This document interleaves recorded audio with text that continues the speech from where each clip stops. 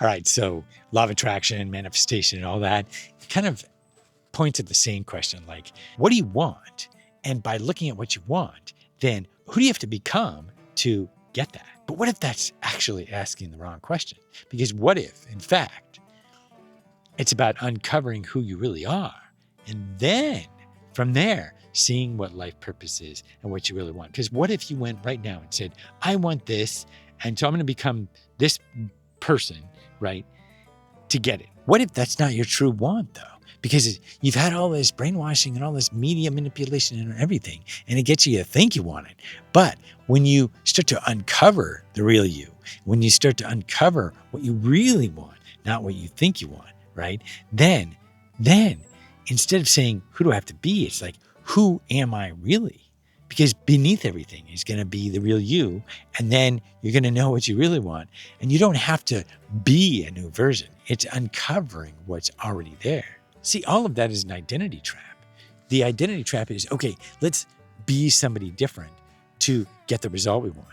Well, no. Because I believe that inside of each of us, we have our purpose and uncovering the gifts that actually are given to us to move towards that purpose. It's not like we have to become somebody different. It's about uncovering who we already are. It's not like you have to go, okay, I have this secret persona, and you see that with some actors or some famous people where they say, yes, what I did is I became this persona and I named it so that when I took over that persona, I could sing like I couldn't otherwise, or I could fight like I couldn't otherwise. And so they're basically embodying that person. Are your wants really your own?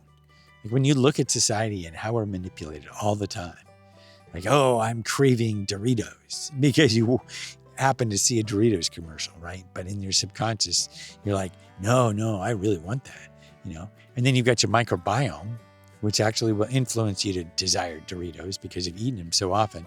Your microbiome now wants it. The true wants are not necessarily going to be you. I mean, there's nothing wrong with digging deep and getting a version of yourself that gets you to the last mile, through that last mile of the summit, right? But the real danger isn't in using these states of being. The damage comes from not knowing the core of who you are to begin with. Uncover that true being, and you actually get to use these states of being instead of confusing them with who you really are. That makes a difference to how you show up and the decisions made. And so in the end, you end up chasing your own dreams instead of society's.